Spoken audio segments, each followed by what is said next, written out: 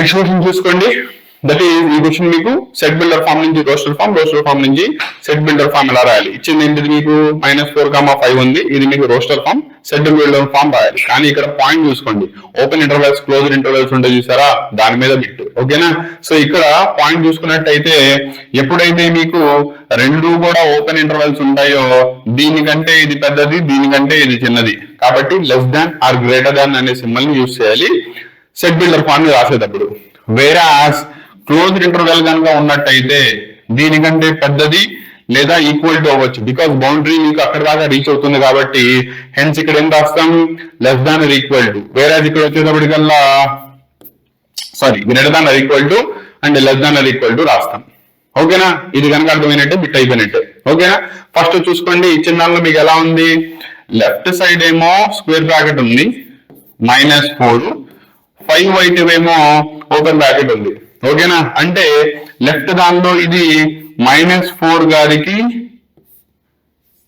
More than అది equal to అవ్వచ్చు, కానీ 5 కి మాత్రం కంపల్సరీగా తగ్గుతుంది. కాబట్టి ఎక్స్ అనే దాన్ని మీరు ఇలా డిఫైన్ చేసుకోవాలి. క్లియరా? ఎక్కడుందో చూసుకోండి. Option 1 will be the correct option. Concept అర్థమైనట్టేనా? ఓకేనా? ఓన్లీ ఇది సెట్ బిల్డర్ ఫామ్ లో రాసినప్పుడు ఓపెన్ ఇంటర్వెల్ క్లోజ్డ్ ఇంటర్వెల్ యొక్క రిప్రజెంటేషన్ ఎలా రాస్తారు, దాని మీద బేసే బిట్ అంతే. క్లియరా? నెక్స్ట్ క్వశ్చన్కి వెళ్దాం. అండ్ లాస్ట్ క్వశ్చన్ ఇచ్చేసాడు, 2 సెట్స్ ఇచ్చేసాడు. దానిలో నుంచి ఫస్ట్ దాని నుంచి సెకండ్ దాన్ని తీయాలి, సెకండ్ దాని నుంచి ఫస్ట్ దాన్ని తీయాలి, మళ్ళీ 2 సెట్స్ వస్తాయి. ఆ రెండింటికి కూడా యూనియన్ రాయాలి. ఓకేనా?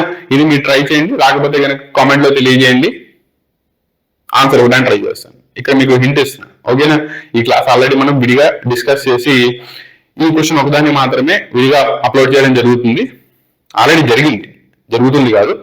అండ్ మీరు కనుక ఛానల్లోకి వెళ్ళి చూసినట్టయితే మీకు దీనిలో ఉన్న కాన్సెప్ట్స్ అన్ని కూడా క్లారిటీ వస్తాయి. ఓకేనా? ఇంట్రెస్ట్ ఉంది, సాల్వ్ అవ్వలేదు అనుకుంటే కనుక డెఫినెట్లీ చూడండి. ఓకేనా?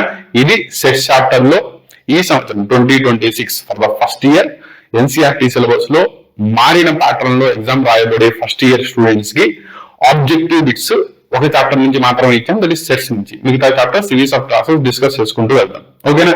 ఇమీడియట్లీ అవ్వగానే స్టూడెంట్ కి డౌట్ వస్తుంది, ఏమని, సార్ మిగతా 2 మార్క్స్ 4 మార్క్స్ 8 మార్క్స్ డిస్కస్ చేయరా, డిస్కస్ చేస్తే అప్లోడ్ చేస్తారా, అన్ని చెప్తారా, లేకపోతే మధ్యలో వదిలేసి వెళ్ళిపోతారా? మాక్సిమం చెప్పాను కదా, కాన్సెప్ట్ అంతా కూడా కవర్ చేయడానికే ట్రై చేస్తాను. ఓకేనా? అండ్ ఇక్కడ చిన్న పాయింట్ ఏంటంటే, యాక్చువల్లీ మనది ఇది Ramanujan academy online recently start చేసాం, కానీ లాస్ట్ 17 నుంచి మనం ఆఫ్లైన్ క్లాసెస్ ని ప్రొవైడ్ చేస్తున్నాం.